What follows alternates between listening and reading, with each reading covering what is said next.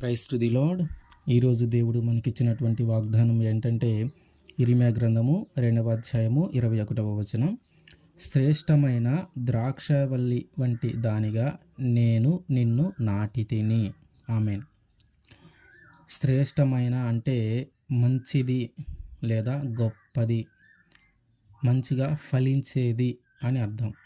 గొప్పగా ఫలించేది అని అర్థం. అంటే ఒక ద్రాక్షావల్లి, ఒక మొక్కని మనము నాటితే అది మంచిగా ఫలించాలంటే మనము మంచి బ్రాండ్, ఒక మంచి ఎదగటానికి మంచిగా ఉండేటటువంటి బ్రాండ్ కలిగిన మొక్కలను లేదా విత్తనాలను మనము నాటినప్పుడే అవి శ్రేష్టమైన ద్రాక్షవల్లిగా అది ఏర్పడుతుంది. అట్లా కాకుండా నాణ్యత లేనటువంటి విత్తనాలను లేదా నాణ్యత లేనటువంటి మొక్కను మనము నాటితే దాని నుంచి మంచి ద్రాక్ష ఫలాలు రావు.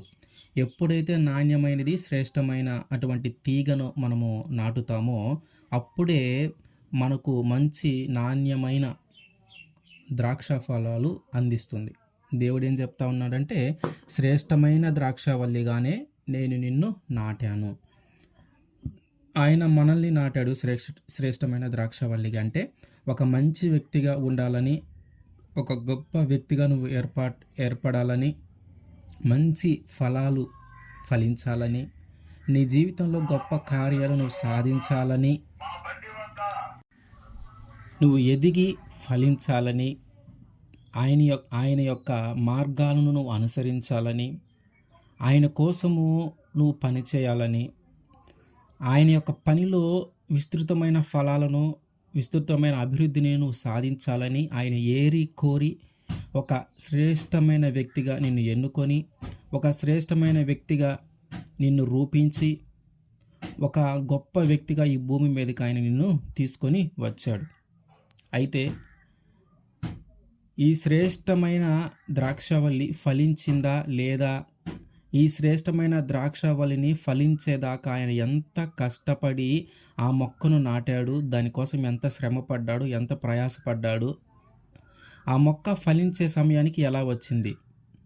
మనల్ని దేవుడు శ్రేష్టమైన వ్యక్తిగా రూపించి, శ్రేష్టమైన వ్యక్తిగా ఎన్నుకొని ఈ భూమి మీదకి తీసుకొని వచ్చిన తరువాత మనము ఆయన ఆశించినటువంటి గొప్ప వ్యక్తిగా మనము ఏర్పాటు అవ్వటానికి, ఆయన ఆశించినటువంటి ఫలాలు మనము సాధించటానికి అప్పటి వరకు ఆయన పడిన ప్రయాస ఎంత? ఆయన ఎంత ప్రయాసపడి, ఎంత కష్టపడి మనల్ని ఏర్పాటు చేసుకున్నాడు. యెషయా గ్రంథము 5వ అధ్యాయము 1-4 వరకు. యెషయా గ్రంథము 5వ అధ్యాయం 1-4 వరకు. నా ప్రియుని గూర్చి పాడెదను వినుడి, అతని ద్రాక్ష తోటను బట్టి నాకిష్టుడైన వానిని గూర్చి పాడెదను వినుడి. సత్తువ భూమి గల కొండ మీద నా ప్రియునికొక ద్రాక్ష తోట ఉండెను. ఆయన దానిని బాగుగా త్రవ్వి రాళ్లను ఏరి అందులో శ్రేష్టమైన ద్రాక్ష తీగలను నాటించెను. దాని మధ్యన బురుజు కట్టించి, బురుజు ఒకటి వేయించి ద్రాక్ష తొట్టిని తొలిపించెను. ద్రాక్ష పండ్లు ఫలింపవలెనని ఎదురు చూచుచుండెను గాని అది కారు ద్రాక్షలు కాచెను.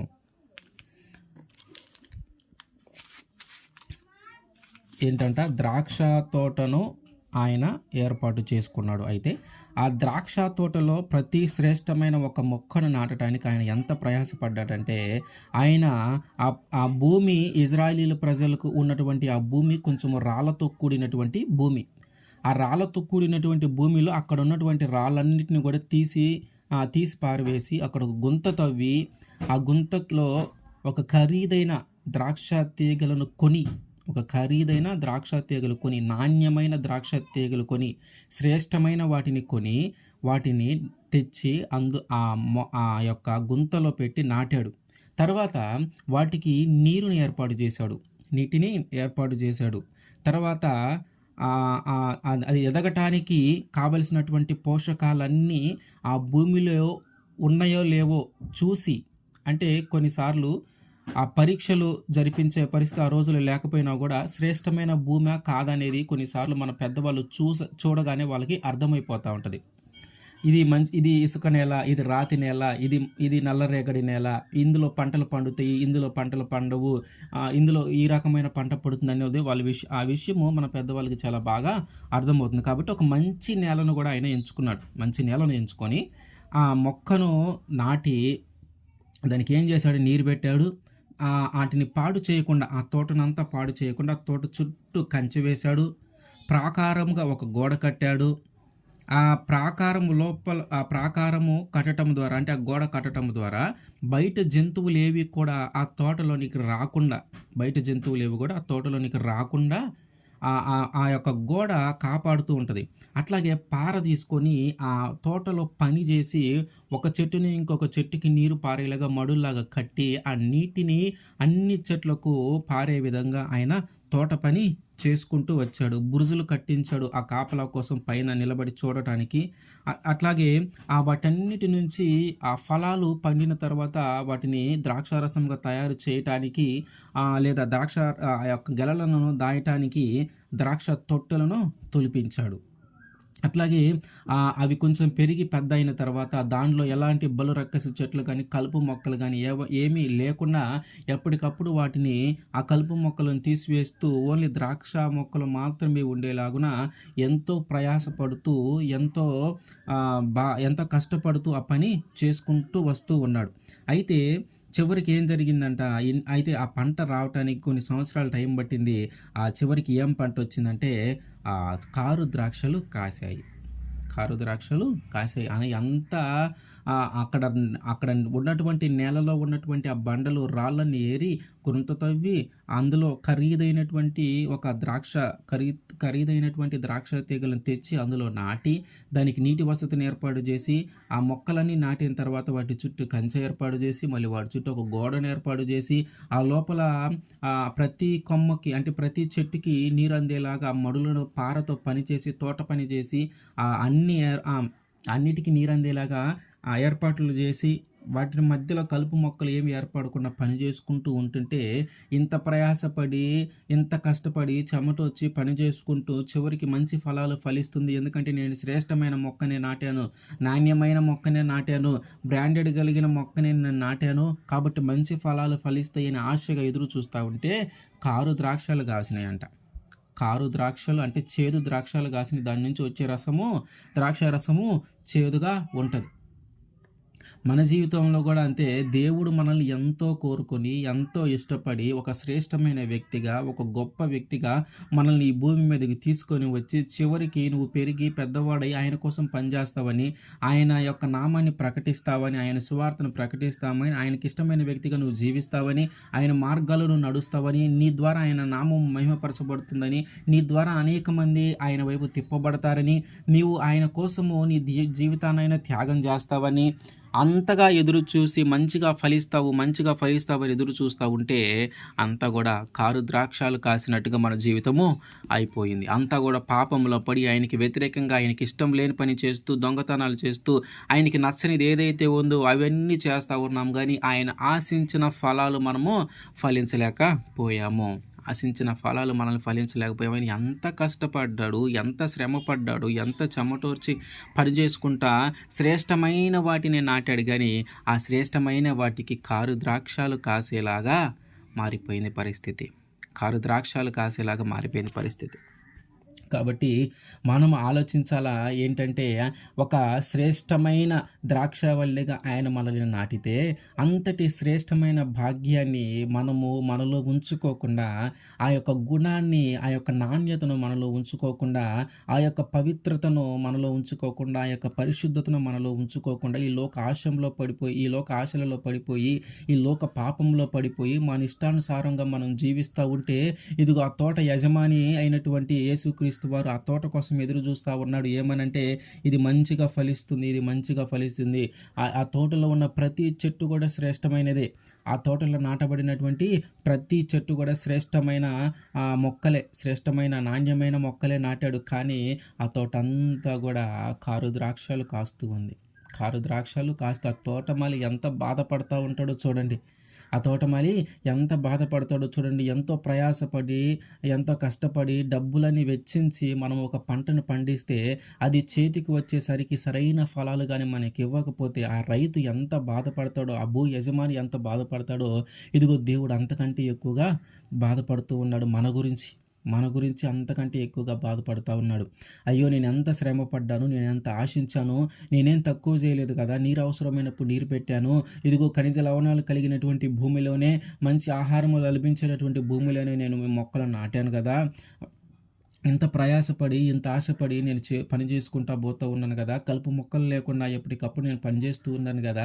మరి ఇంత పని చేస్తున్నటువంటి నాకు శ్రేష్టమైన ద్రాక్షవల్లులు, శ్రేష్టమైన ఫలాలు ఇస్తుందేమోనని నేను ఎదురు చూస్తా ఉంటే, కారు ఫలాలు, కారు ద్రాక్షాలు ఇచ్చిందేంటి? ఏం చేయాలి ఈ తోటని? ఏం చెయ్యాలి ఈ చెట్టుని? శ్రేష్టమైన ద్రాక్షవల్లిగా నేను నాటితే, నువ్వు కారు ద్రాక్షాలు కాస్తే ఏం చెయ్యాలి? ఆ మొక్కని ఉంచాలా? తీసివేయాలా? ఆ తోటను ఉంచాలా? తీసివేయాలా? మనం బాగా ఆలోచించాలి. మనము బాగా ఆలోచించాలి. ఏం ఆలోచించాలి అంటే, ఆయన ఎంతగానో కోరుకొని, ఆయన ఎంతగానో ఇష్టపడి మనల్ని ఒక శ్రేష్టమైన వ్యక్తిగా, ఒక గొప్ప వ్యక్తిగా, ఒక మంచి వ్యక్తిగా మనల్ని ఏర్పాటు చేయటం కోసం ఆయన ఈ భూమి మీదకి రప్పిస్తే, ఆయన పని చేస్తామని, ఆయన పనిలో మనము ఫలాలు సాధిస్తామని, మన ద్వారా అనేక మంది ఆయన మహిమపరుస్తారని, ఆయన నామానికి మన ద్వారా ఎప్పుడు అవమానం కలగకుండా మనము జీవిస్తామని, మన ద్వారా అనేక మంది ఆయన వైపు రక్షింపబడతారని ఆయన ఎంతగానో ఆశించి ఉన్నాడు. మన ద్వారా సువార్తను ప్రకటిస్తామని, ఆయన నామాన్ని మనం ప్రకటిస్తామని, ఆయన కోసం మనం ఆకలి దప్పులైనా తెగించి మనము నిలబడతామని, ఎన్ని కష్టాలైనా భరించుకొని ఆయన కోసం నిలబడతామని, అంతగా ఆయన ఎదురు చూస్తూ ఉంటే ఏమీ లేకుండా అసలు దేవుడంటే ఎవరో కూడా నాకు తెలీదు. దేవుడి వల్ల నేను భూమి మీదకి వచ్చానో లేదో కూడా నాకు తెలీదు. నా తల్లిదండ్రుల వల్ల నేను ఈ భూమి మీదకి వచ్చాను. దేవుడు ఎవరో కూడా నాకు తెలీదు అన్న పరిస్థితులకు మనము మారిపోయాం. ఎంత బాధ కలుగుతుంది యజమానికి? ఆ తోట యజమానికి ఎంత బాధ కలుగుతుంది? యెషయా గ్రంథము 5వ అధ్యాయంలో ఇంకా ముందుకెళ్దాం. 2 దాకా చదివాను ఇందాక. 3 నుంచి. కావున యెరూషలేము నివాసులారా, యూదావారులారా, నా ద్రాక్ష తోట విషయము నాకు న్యాయము తీర్చవలెనని మిమ్మల్ని వేడుకొనుచు ఉన్నాను. నేను నా ద్రాక్ష తోటకు చేసిన దానికంటే మరేమి దానికి చేయగలను? అది ద్రాక్ష పండ్లు కాయునని నేను కనిపెట్టినప్పుడు అది కారు ద్రాక్షలు కాయుటకు కారణమేమి? ఆలోచించుడి. నేను నా ద్రాక్ష తోటకు చేయబో కార్యమును మీకు తెలియజెప్పేదను. నేను అది మేసివేయబడినట్లు దాని కంచెను కొట్టివేసేదను. అది త్రొక్కబడినట్లు దాని గోడను పగులుగొట్టి దానిని పాడు చేసేదను. అది శుద్ధి చేయబడదు, పారతో త్రవ్వబడదు. దానిలో గచ్చ పొదలను, బలురక్కసు చెట్లను బలిసియుండును. దాని మీద వర్షింపవలదని మేఘమునలకు ఆజ్ఞనిచ్చేదను. ఏం చేస్తాడంట? ఫలించకపోతే ఒక శ్రేష్టమైన ద్రాక్షవల్లిని దేవుడు నాటాడు. కానీ అది ఒక కారు ద్రాక్షలు కాసినప్పుడు ఆయన ఏం చేస్తానంటున్నాడు? ఏమేమైతే నేను చేశానో అవన్నీ నేను ఆపేస్తాను. ఏం చేశాడు? చుట్టూ కంచె వేశాడు. ఏ ఏ జంతువులు రాకుండా, ఎవరి నుంచి ఏ ప్రమాదం ఏర్పడకుండా అవి క్షేమంగా ఎదగటానికి చుట్టూ కంచె వేశాడు. దాన్ని తీసేస్తాను అంటున్నాడు. ఇప్పుడు దాన్ని తీసేస్తే ఏం జరిగిద్ది? కొన్ని జంతువులైనా వచ్చి ఆ ఆకులను తినివేస్తాయి, ఆ తోటను తినివేస్తాయి. తన చుట్టూ ఉన్నటువంటి ప్రాకారంగా ఏర్పాటు చేయబడినటువంటి గోడను కూడా పగలగొడతాడంట. ఆ గోడను పగలగొడితే పెద్ద పెద్ద జంతువులు వస్తాయి. పెద్ద పెద్ద జంతువులు తోటనంతా కూడా తొక్కి పడేస్తాయి. ఆ భూమికి అంటుకుపోయేలాగా చేస్తాయి అన్నమాట. పారతో ఆ పని అంతా చేస్తూ ఉన్నాడు కదా. నీరు ఒక మొక్క నుంచి ఇంకొక మొక్కకి పారటానికి ఆ పార పని అంతా కూడా ఆపేస్తాడంట. దాని మీద వర్షింపవద్దు అని మేఘానికి ఆజ్ఞ ఇస్తాడంట. ఇంకా ఆ మొక్క ఎలా ఫలిస్తుంది? ఆ మొక్క ఫలించటానికి ఉన్నటువంటి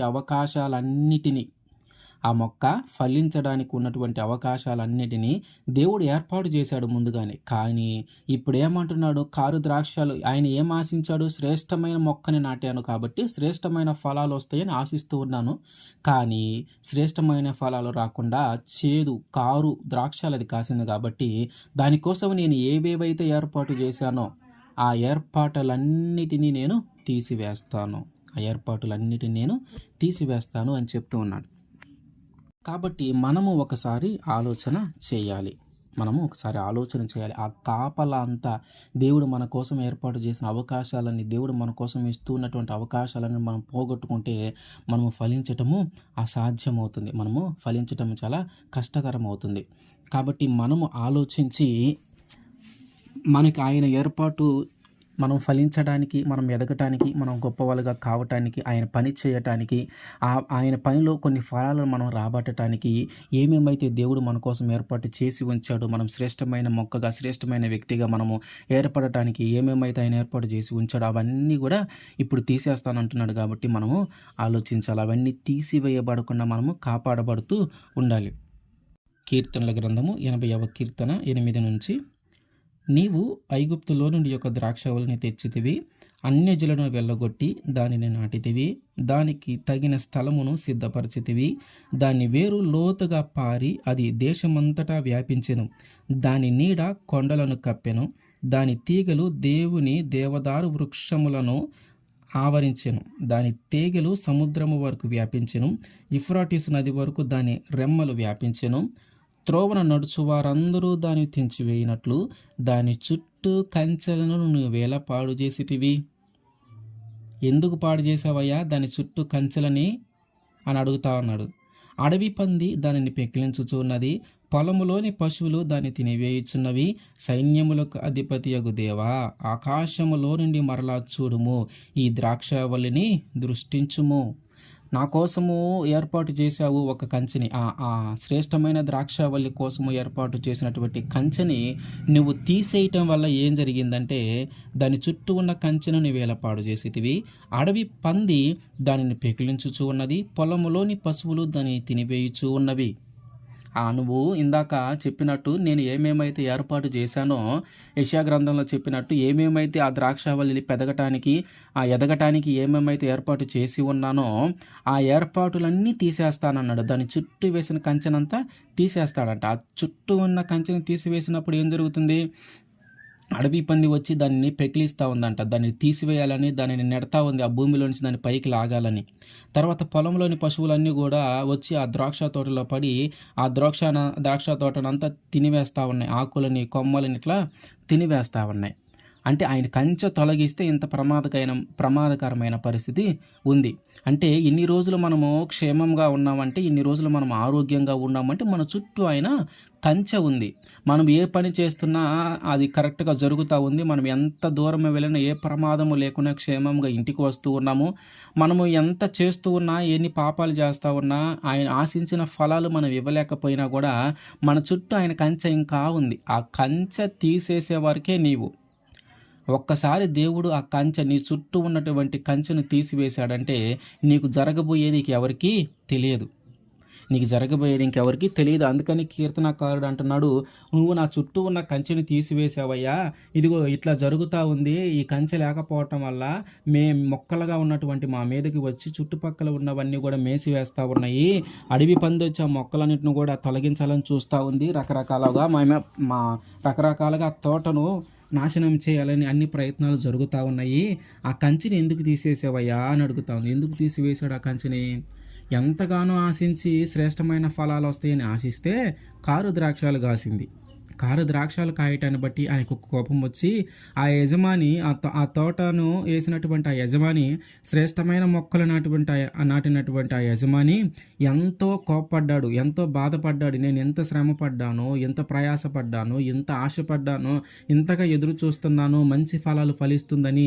నేను ఆ తోటకు ఏమి తక్కువ చేయలేదు. ఆ ద్రాక్ష తోటకు ఏదైతే అవసరమవుతుందో అవన్నీ నేను ఏర్పాటు చేశాను, కానీ ఆ శ్రేష్టమైన ఫలాలు ఫలిస్తాయని అనుకుంటే అది కారు ద్రాక్ష కాసింది. అందుకనే దాని చుట్టూ ఉన్న కంచెను ఆయన తొలగించాడు. ఆ చుట్టూ ఉన్న కంచెను తొలగించటాన్ని బట్టి ఇప్పుడు ఏం జరుగుతుంది? ఆ తోటలో ఉన్నటువంటి మొక్కలన్నిటిని కూడా అడవి పందులు వచ్చి పెకిలిస్తూ ఉన్నాయి. వాటిని అటు ఇటు నెట్టి దానిని భూమిలో నుంచి బయటికి లాగివేయాలని చూస్తూ ఉన్నాయి. ఏదైతే ఆధారంగా చేసుకుని భూమిలో ఉన్నాయో, దేని ద్వారా అయితే ఖనిజ లవణాలను అవి తీసుకొని తన యొక్క మొక్క అన్నిటికి అందిస్తూ ఉందో వాటన్నిటిని పెకిలించి వేస్తే అది మొక్క ఎండిపోతుంది. అట్లాగే ఆ అడవిలో ఉన్నటువంటి, ఆ పొలాల్లో ఉన్నటువంటి పశువులు, జంతువులు వచ్చి ఆ మొక్కలను తినివేస్తూ ఉన్నాయి. అందుకని కీర్తనకారుడు అన్నాడు, ఇట్లా జరుగుతూ ఉందయ్యా, ఒక్కసారి ద్రాక్షవల్లిని మళ్ళీ చూడు ఒక్కసారి ఈ ద్రాక్షావల్లిని మళ్ళొకసారి దృష్టించు అని అడుగుతా ఉన్నాడు. మన జీవితంలో కూడా అంతే. ఆయన యొక్క కంచె మన చుట్టూ ఉన్నంత వరకే మనము ఒక మనిషిగా మనము ఉండగలుగుతాం. ఒక శ్రేష్టమైన వ్యక్తిగా, ఒక గొప్ప వ్యక్తిగా, మంచి వ్యక్తిగా మనము ఉన్నామంటే దానికి కారణము ఆయన మన చుట్టూ ఉంచినటువంటి కంచె. ఎందుకంటే ఆయన శ్రేష్టమైన వ్యక్తిగా మనల్ని ఏర్పాటు చేసుకున్నాడు కాబట్టి, ఆ శ్రేష్టమైన మొక్కలు కలిగినటువంటి ఆ ద్రాక్ష తోట చుట్టూ ఆయన కంచె వేసినట్టు శ్రేష్టమైన మన చుట్టూ కూడా ఆయన కంచె వేస్తూ ఉన్నాడు. మన చుట్టూ కూడా ఆయన కంచె వేస్తూ ఉన్నాడు. మరి ఆ కంచె తొలగిస్తే ఏం జరుగుతుంది? ఆ కంచె తొలగిస్తే ఏం జరుగుతుందో మనం చూసాం. కాబట్టి ఆయన కంచె మన చుట్టూ ఉన్నంత కాలం మనం క్షేమంగా ఉంటాం. మనం ఎంత దూరం ప్రయాణం చేసినా మన చుట్టూ ఉన్న వాళ్ళకి దెబ్బలు తగిలినా సరే మనకు తగలవు. ఎందుకంటే ఆయన కంచె మన చుట్టూ ఉంటుంది. ఎంతమంది ప్రమాదానికి గురైనా మనం మాత్రం ప్రమాదానికి గురిగాము. ఎంత వ్యాపారం నష్టం వచ్చినా ఆ నష్టం మన దాకా రాదు. ఎన్ని వ్యాధులు నీకు తెలిసిన వాళ్ళకి వచ్చినా, ఇదిగో నీ కుటుంబంలోని వాళ్ళకి కూడా వ్యాధులు వచ్చినా సరే నీ దాకా మాత్రం ఆ వ్యాధి రాదు. అది నీ శరీరాన్ని కూడా దేవుడు ముట్టనీయడు. ఆ మరణ భయము నీకు కలగనివ్వడు. ఎందుకంటే ఆయన కంచె మన చుట్టూ ఉంది. ఎందుకు? మనము ఒక శ్రేష్టమైన వ్యక్తిగా మనల్ని ఎన్నుకున్నాడు కాబట్టి, ఒక శ్రేష్టమైన ఫలాలుగా మనం ఫలిస్తామనే ఆశతో ఆయన మన చుట్టూ ఒక కంచె వేసి ఉన్నాడు. కానీ ఎప్పుడైతే నువ్వు శ్రేష్టమైన వ్యక్తివి కావో, ఎప్పుడైతే నువ్వు శ్రేష్టమైన వ్యక్తిగా ఎంచబడవో, ఎప్పుడైతే నువ్వు శ్రేష్టమైన ఫలాలు నువ్వు ఫలించవో, నువ్వు కారు ద్రాక్షాలు కానీ కాసావంటే నీ చుట్టూ ఉన్నటువంటి ఆ కంచెను ఆయన తొలగిస్తాడు. నీ చుట్టూ ఉన్నటువంటి ఆ కంచెను ఆయన తొలగిస్తాడు. కాబట్టి మనము జాగ్రత్తగా ఆలోచన చేయాల్సిన విషయం ఏంటంటే, ఒక శ్రేష్టమైన వ్యక్తిగా ఆయన మనల్ని ఏర్పాటు చేయడానికి ఆయన ఎంత ప్రయాసపడ్డాడో, ఎంత కష్టపడ్డాడో మనము చూస్తూ ఉన్నాం. అయితే మరి దానిని మనము ఆ విషయాలను మనము గ్రహించకుండా దేవుడు ఎంత కష్టపడి మనల్ని నిర్మించాడు, ఎంత కష్టపడి మనల్ని శ్రేష్టమైన ఫలాలుగా మనం ఫలిస్తామని ఆయన ఆశపడతా ఉంటే, మనము మాత్రము ఆ శ్రేష్టమైన ఫలాలుగా మనము ఫలించలేకపోతా ఉన్నాం. అందుకని మన రక్షణ కోసము ఏవేవైతే ఏర్పాటు చేసి ఉంచాడో అవన్నీ ఒకదానిమిటి ఒకటి ఆయన తొలగించుకుంటూ వెళ్ళిపోతాడు. దాని తర్వాత మనము నిలబడటము, మనము బ్రతికి ఉండటము కూడా అసాధ్యమైన పని. ఏ ప్రమాదం ఎటు వస్తుందో తెలియదు. చిన్న దానికి కూడా మనకి కొన్నిసార్లు పెద్ద ప్రమాదము ఏర్పడుతూ ఉంటుంది. చిన్న పని, చిన్న దెబ్బే, కానీ అది చాలా ప్రమాదం వైపు మనల్ని నడిపిస్తూ ఉంటుంది. ఎందుకంటే ఆయన కంచె మన చుట్టూ లేదు. నువ్వు శ్రేష్టమైన వ్యక్తిగా ఆయన ఎన్నుకున్నాడు, కానీ నువ్వు శ్రేష్టమైన వ్యక్తి అని ఏ ప్రమాదము నీ చుట్టూ రాకుండా, నువ్వు ఎదగటానికి అడ్డంకి కలిగించేది ఏది నీ దాకా రాకుండా నీ చుట్టూ ఒక కంచె వేసి ఆయన ఏర్పాటు చేశాడు. కానీ నువ్వు ఎప్పుడైతే కారు ద్రాక్షాలు కాయటం మొదలు పెట్టావో, నీ చుట్టూ ఉన్నటువంటి ఆ కంచె తొలగిపోతూ ఉంటుంది. నీ చుట్టూ ఉన్నటువంటి ఆ కంచె తొలగిపోతే అపవాదికి అవకాశము ఉన్నట్టే. అపవాది నిన్ను ఎన్ని విధాలుగా మారుస్తాడంటే అన్ని విధాలుగా మారుస్తాడు. ఎన్ని బాధలు నీకు కలుగు చేస్తాడంటే అన్ని బాధలు కలుగు చేస్తాడు. కానీ ఎప్పుడైతే నీ చుట్టూ ఒక కంచె ఏర్పాటు చేయబడి ఉందో, అపవాది నీ లోపలికి రావటానికి, నిన్ను తాకటానికి కూడా భయపడతాడు. అసలు ఆయనకు అంత అవకాశము, ఆ అపవాదికి అంత అవకాశం దేవుడు ఇవ్వడు. కానీ ఆ కంచె తొలగించబడినప్పుడు మాత్రము ఖచ్చితంగా ప్రతి సాతాను అతి చిన్న దెబ్బ అయినా సరే నీకు తగిలించి దాని ద్వారా ఎక్కువ ప్రమాదము నీకు అయ్యేలాగా చేస్తుంది. మరి ఇంత జరగకుండా ఉండాలంటే మనం ఏం చేయాలి? ఆయన కంచె మన నుంచి తొలగించకుండా ఉండాలి. ఒక శ్రేష్టమైన ద్రాక్షావల్లిగా మనము ఎదగాలి. ఒక శ్రేష్టమైన వ్యక్తిగా మనము ఎదగాలి. మరి ఇది ఎలా సాధ్యమవుతుంది? యోహాను సువార్త 15వ అధ్యాయము 1-5 వరకు.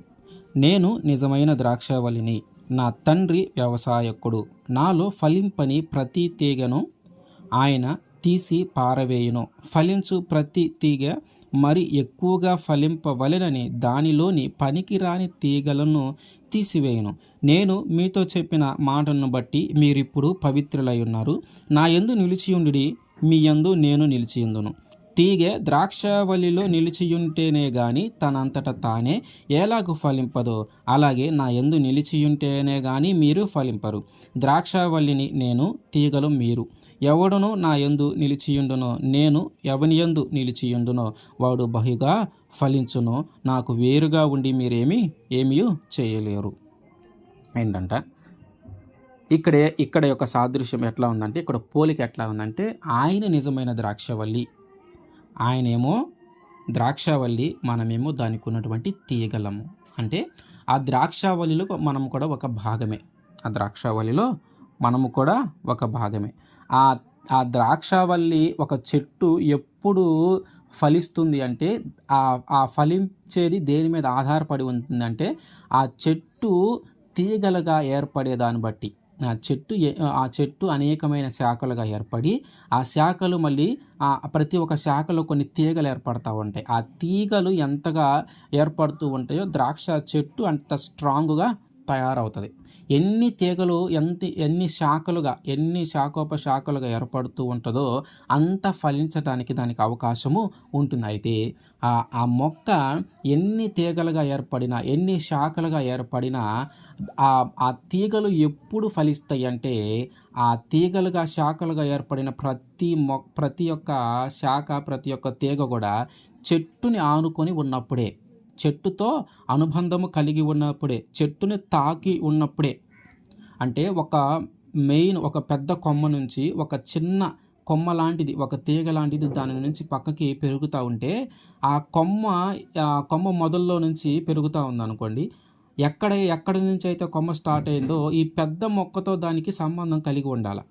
కానీ ఎప్పుడైతే ఆ పెద్ద మొక్కతో సంబంధం కలిగి ఉండదో, అది వేరైపోయిందంటే, ఈ పెద్ద మొక్క నుంచి వచ్చేటటువంటి నీరు, పోషకాలు, లవణాలు, ఖనిజ లవణాలు ఇవేవి కూడా ఆ వేరుగా ఉన్నటువంటి మొక్కకి అందవు.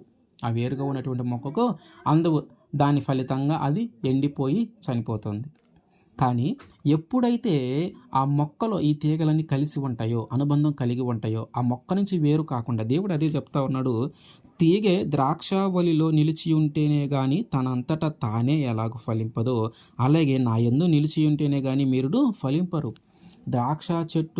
ఆ ద్రాక్ష చెట్టు ఎన్ని శాఖోపశాఖలుగా ఏర్పడినా ప్రతి శాఖ గూడా ఈ ద్రాక్ష చెట్టుకి అనుబంధంగానే ఉండాల. దీనిని అంటుకొనే ఉండాలి. ఎన్ని తీగలు ఏర్పడినా ఆ ద్రాక్ష చెట్టుకి ఆ చుట్టుపక్కల నుంచి ఎన్ని తీగలుగా, ఎంత పెద్ద చెట్టుగా అది ఏర్పడినా సరే, ప్రతి తీగ కూడా మెయిన్‌గా ఉన్నటువంటి ఆ కొమ్మకి, లేదా మెయిన్‌గా ఉన్నటువంటి ఆ వేర్లకి, లేదా మెయిన్‌గా ఉన్నటువంటి ఒక పెద్ద తీగకి కలిసే ఉండాల.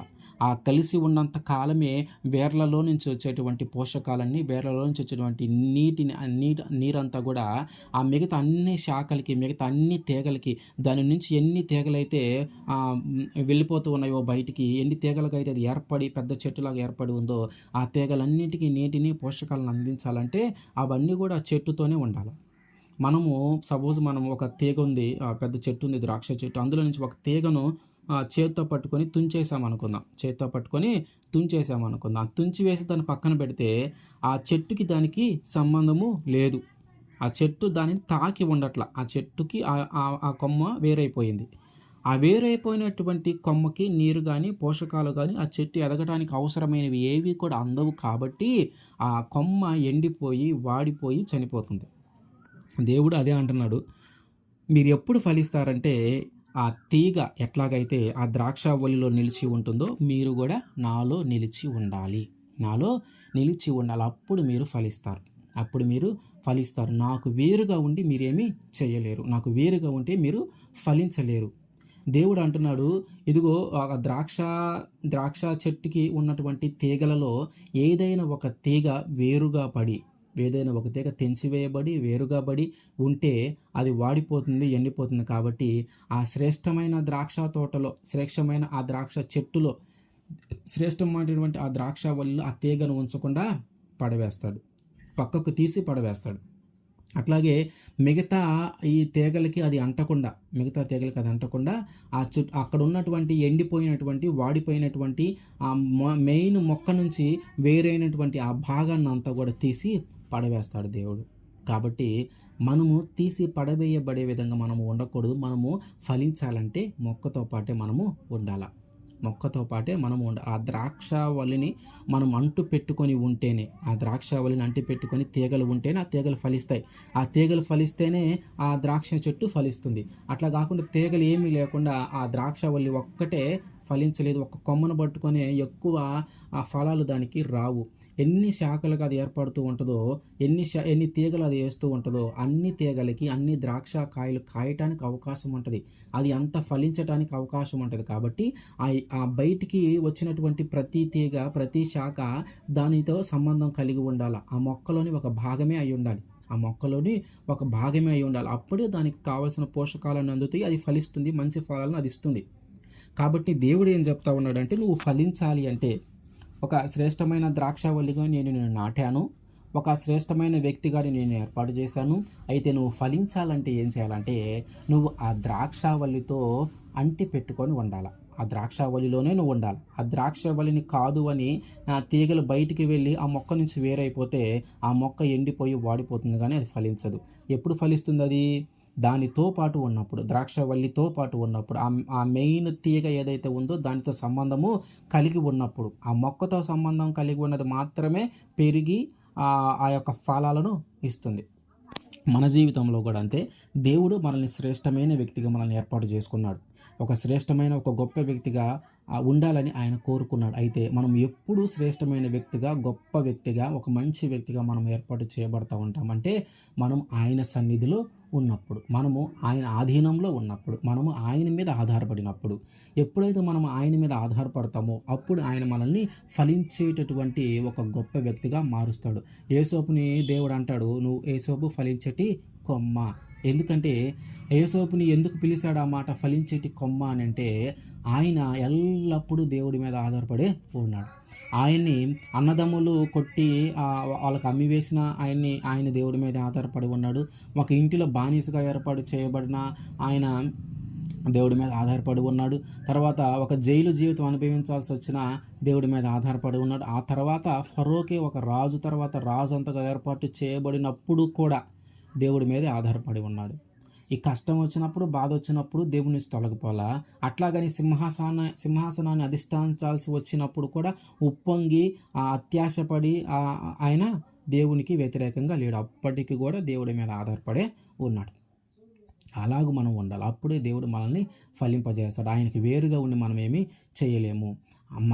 మనము తెలుసుకోవాల్సిన విషయము, మనం ఆలోచించాల్సిన విషయము, ప్రాముఖ్యమైన విషయం ఏమిటంటే, ఒక శ్రేష్టమైన ద్రాక్షావళిని ఎట్లాగైతే ఆయన జాగ్రత్త చేసి పెంచుతూ ఉన్నాడో, ఇదిగో అంతకంటే ముఖ్యంగా, అంతకంటే శ్రేష్టమైన వ్యక్తిగా ఆయన మనల్ని నిర్మించుకొని, ఆయన మనల్ని ఎన్నుకొని, ఆయన ఈ భూమి మీదకి మనల్ని రప్పించి, మనం ఎలాంటి ఫలాలు ఫలిస్తామో అని ఆయన ఆశగా ఎదురు చూస్తూ ఉన్నాడు. అయితే ఏం జరుగుతూ ఉంది? చాలామంది కూడా కారు ద్రాక్షాలు కాస్తూ ఉన్నాయి. చాలా మొక్కల్లో కారు ద్రాక్షాలు కాస్తా ఉన్నాయి. మనము ఆ కారు ద్రాక్షాలు కాసే పరిస్థితుల్లో మనము ఉండకూడదు. ఎందుకంటే మనం శ్రేష్టమైన వ్యక్తులము కాబట్టి మనం శ్రేష్టమైన ఫలాలను ఫలించాలి. దేవుడి కోసం మనం శ్రేష్టమైన వ్యక్తిగా, శ్రేష్టమైన ఫలాలుగా మనము మారాలి. శ్రేష్టమైన వ్యక్తిగా మనం ఉండాలి. శ్రేష్టమైన ఫలాలుగా దేవుడి కోసం మనము మారాలి. ఆయన ఆశిస్తుంది కూడా అదే. కారు ద్రాక్షాలు కాయటానికి కాదు, ఒక మంచి ద్రాక్షాలు కాయటానికి, శ్రేష్టమైన ద్రాక్షాలు కాయటానికి ఆయన ఆ పంటను ఏర్పాటు చేసుకొని, దానికోసం ఎంతో ప్రయాసపడి, ఎంతో బాధపడి, ఎంతో కష్టించి, ఎంతో ఆశగా ఆయన ఎదురు చూస్తూ ఉంటే కారు ద్రాక్షాలు కాసినాయి. అందుకని ఏం చేయబోయాడు? ఆ పంటనంతా కూడా అవి క్షేమంగా ఉండటానికి ఏమేమైతే వాటి చుట్టూ ఏర్పాటు చేసి ఉన్నాడో అవన్నీ కూడా ఇప్పుడు తొలగించేస్తూ ఉన్నాడు. కాబట్టి అవన్నీ తొలగించినప్పుడు ఏం జరుగుతుందంటే, ఆ మొక్క అంతా కూడా ఏదో ఒకటి తినేయటమో, లేకపోతే ఆ మొక్కనంతా పెరికివేసి ఆ పంటనంతా పాడు చేయటమో జరుగుతుంది. మనము అలాగుండకూడదు. దేవుడు మనల్ని శ్రేష్టమైన వ్యక్తిగా ఎన్నుకొని, ఆయన నిర్మించుకొని మనల్ని ఈ భూమి మీదకి తెచ్చాడు కాబట్టి, మనము కారు ద్రాక్షాలు కాయకుండా మంచి ఫలాలు మన ద్వారా దేవుడికి ఫలింపజేయాలి. మన ద్వారా అనేక మంది దేవుని వైపు నడిపించబడాలి. మనము ఒక ఇష్టమైన వ్యక్తిగా దేవుడికి మనము మారాలి. ఆయన చిత్తానుసారంగా మనము జీవించాలి. ఆయనకి ఎప్పుడైతే ఆయన చిత్తానుసారంగా మనం జీవిస్తామో, ఆయన ఆనుకొని మనం జీవిస్తామో, ఆయన మీద ఆధారపడి మనం జీవిస్తామో, ఆయనతో పాటు మనం ఉంటామో, ఆయన సన్నిధిలో మనం ఎప్పుడైతే ఉంటామో అప్పుడు ఆయన మనల్ని ఫలించేటి కొమ్మగా మారుస్తాడు. కాబట్టి మనము ఫలించాలంటే, ఒక శ్రేష్టమైన వ్యక్తిగా మనము ఉండాలంటే, ఒక గొప్ప వ్యక్తిగా మనం ఏర్పాటు చేయబడాలంటే, ఆయన కోసము మనం ఫలించాలంటే మనం చేయాల్సింది ఏంటంటే, ఆయనతో పాటు మనము ఉండాలి. మొక్క ఎప్పుడు ఫలిస్తుంది? ద్రాక్ష చెట్టు ఎప్పుడు ఫలిస్తుంది? ఆ తీగలన్నీ ఏర్పడిన తర్వాత ఆ తీగలన్నీ కూడా ఆ ద్రాక్షావల్లి మీదే ఆధారపడాలి. ఆ ద్రాక్షావల్లిని అంటుకొని ఉండాలి. అప్పుడు ఆ ద్రాక్ష చెట్టు ఫలిస్తుంది. మనం కూడా అంతే. మనం ఫలించాలన్నా, మనం అభివృద్ధి చెందాలన్నా, ఒక శ్రేష్టమైన వ్యక్తిగా, ఒక గొప్ప వ్యక్తిగా, ఒక మంచి వ్యక్తిగా మనము ఏర్పడాలన్నా, దేవుడు ఆశించని రీతిలో మనము ఫలించాలన్నా, దేవుని యొక్క పని చేయాలన్నా, ఆయన యొక్క సువార్త మనం ప్రకటించాలన్నా, ఆయన కోసము మనం పాటుపడాలన్నా, కష్టపడాలన్నా, ఆయన కోసం మనం శ్రమ పడాలన్నా, ఆయన మీద మనం ఆధారపడాలా, ఆయనతో పాటు మనం జీవించాలా, ఆయన ఎల్లప్పుడూ ఆయన్ని అంటిపెట్టుకొని ఉండాలా. అప్పుడే మనము ఫలిస్తాము. ఆమేన్.